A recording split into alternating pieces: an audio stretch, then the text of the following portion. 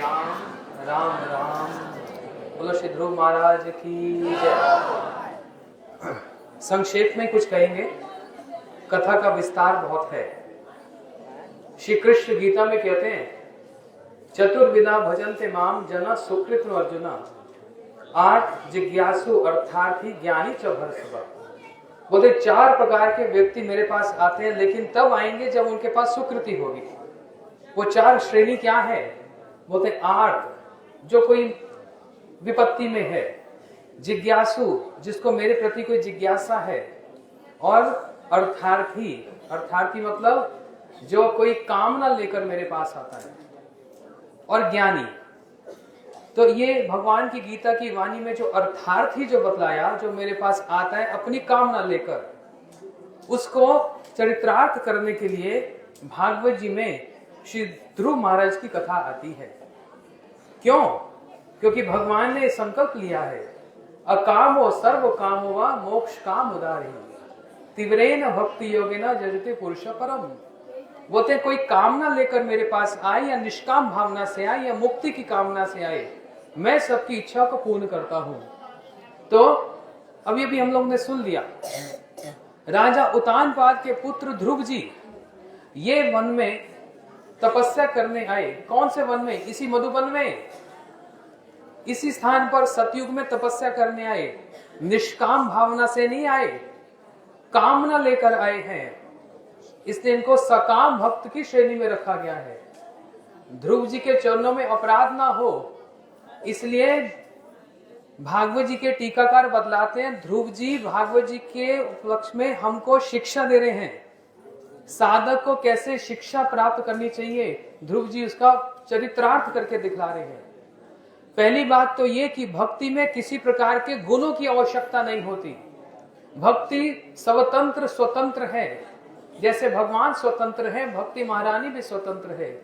इसी को रूप गोस्वामी जी ने पद्यावली में कहा, व्याध साचरण ध्रुव सचवयो विद्या गजेंद्र सका कुब्जायो किम्नु नाम रूप अधिकम किम तम सुदामनु भनम वंश की विदुरस्या यादपते उग्रस्य किम पौरुषा भक्ति तुष्यति भगवान नाच गुणेर माधव।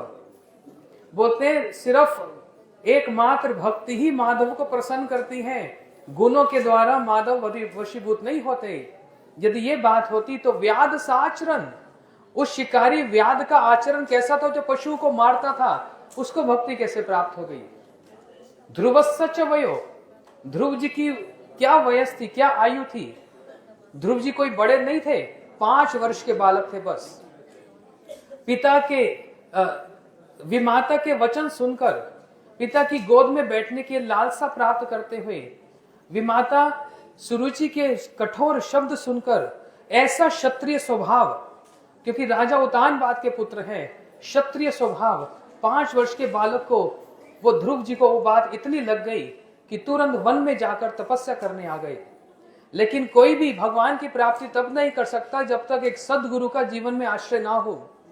इसलिए भगवान ने ही व्यवस्था की, श्री नारद जी वहां पर उपस्थित हो गए, और नारद जी ने ध्रुव जी को इतना श्रेष्ठ मंत्र प्रदान किया।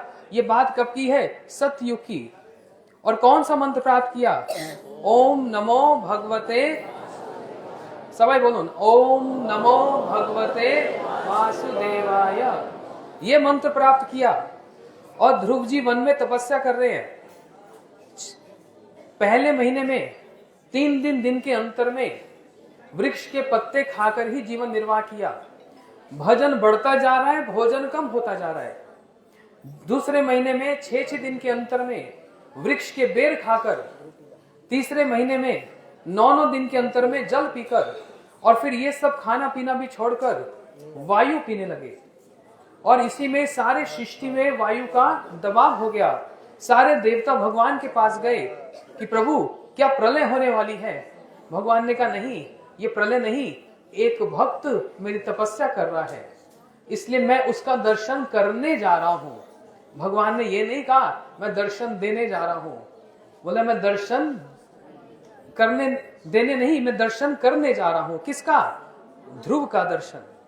भगवान ध्रुव का दर्शन करने आए हैं कि इतनी छोटी आयु में किस प्रकार से तपस्या करके इसने मेरे को प्रसन्न कर लिया है।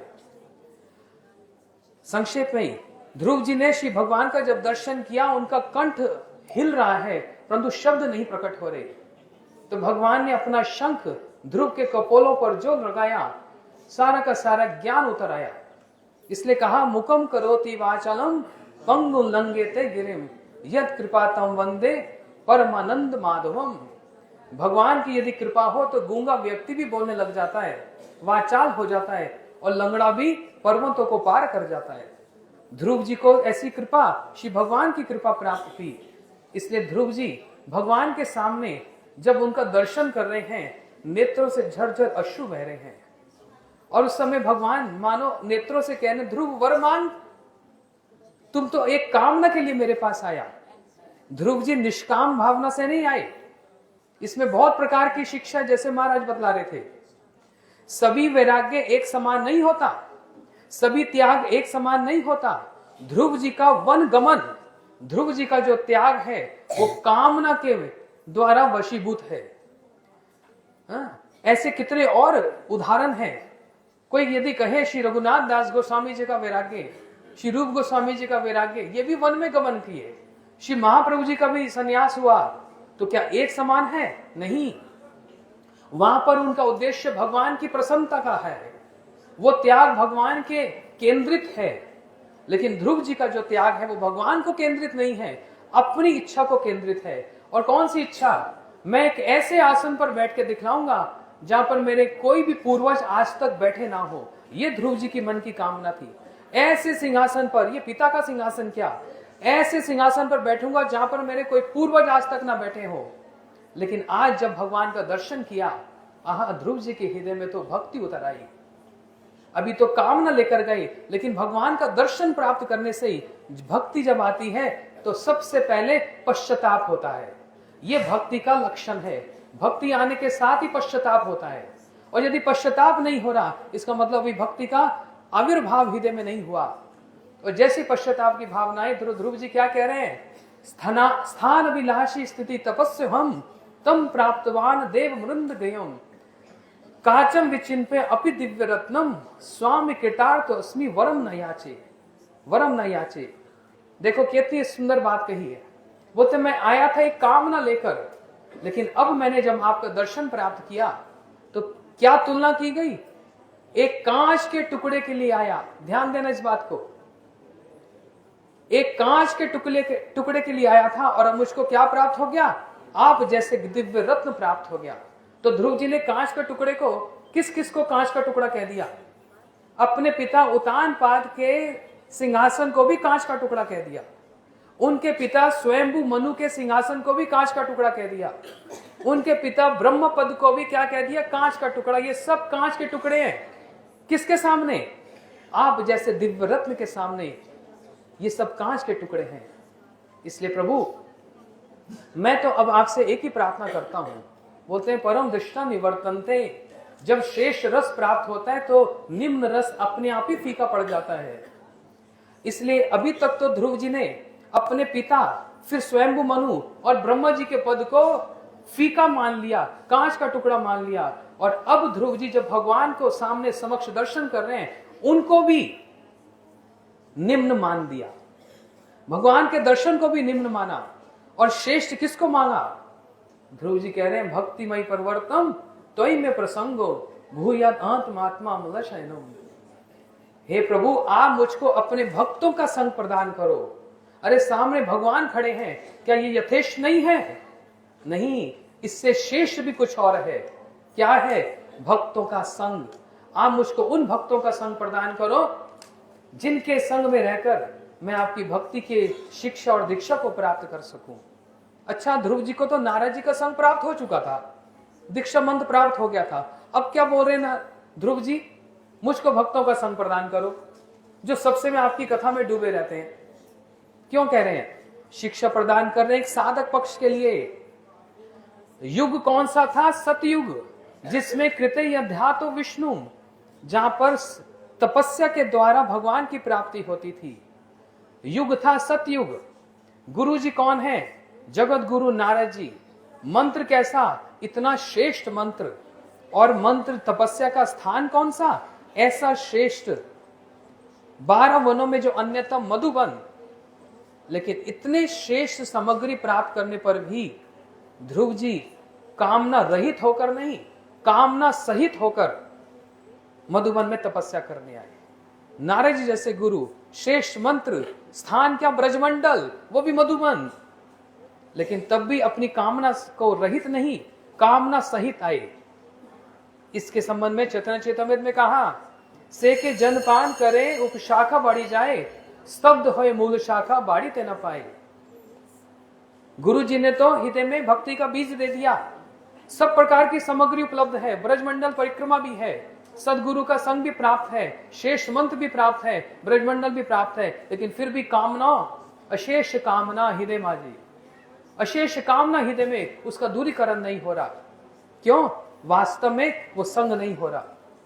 इसलिए ध्रुव जी यहां पर इसी प्रकार साधकों को ये शिक्षा दे रहे हैं, और भगवान के द्वारा ध्रुव जी को 36,000 वर्ष का पृथ्वी का राज्य और ध्रुव पद प्रदान किया कि ध्रुव 36,000 वर्ष के बाद तुमको ध्रुव पद प्राप्त होगी, जो कभी प्रलय के समय में विनष्ट नहीं होता। तो कितना शेष वो ध्रुव पद है जो प्रलय के समय भी ध्वंस नहीं होता। लेकिन उस ध्रुव पद को भी श्री वृत्तासुर जी ने क्या कह दिया, न नाग प्रेष्ठम ना च पारमेष्टम न सार्वभौमम न रसाधिपत्यम न योग सिद्धि पुनर्भवम वा समंजस्य तब विरकांश से। उन्होंने ध्रुव पद की भी इच्छा नहीं की है। कोई यदि ध्रुव पद की इच्छा लेकर आता है तो वो भी एक कामना है। हम ध्रुव पद की इच्छा लेने नहीं आए, हम ब्रजमंडल परिक्रमा श्री मधुबन में श्री ध्रुव जी से ध्रुव पद मांगने नहीं आए हैं। उनको तो वृत्तासुर जी ने कह दिया ये भी नहीं चाहिए, ना नाग प्रेष्ठम। अरे बार बार ना ना ना ना कहा है। जैसे आप किसी घर में प्रसाद पाने जाएं, श्रीधर महाराज जी किसी घर में प्रसाद पाने गए, माता जी ने परोठा बनाया, अब इनको खाने की इच्छा है, माता गरम गरम परोठा ला रही, सेवक मना कर रहे हैं मत खाओ मत खाओ, गुरुजी बोल रहे हैं हम खाएंगे। तो अगर खाने की इच्छा, उनको एक ही बार मना किया जाता है, अच्छा और मत देना, हाँ और मत देना, इसका मतलब खाने की इच्छा है। और अगर 5-7 परोठा खा लिया, यहां तक भर गया पूरा, और फिर क्या कहेंगे, नहीं नहीं नहीं नहीं नहीं, 5 बार नहीं नहीं नहीं नहीं नहीं निकलता है।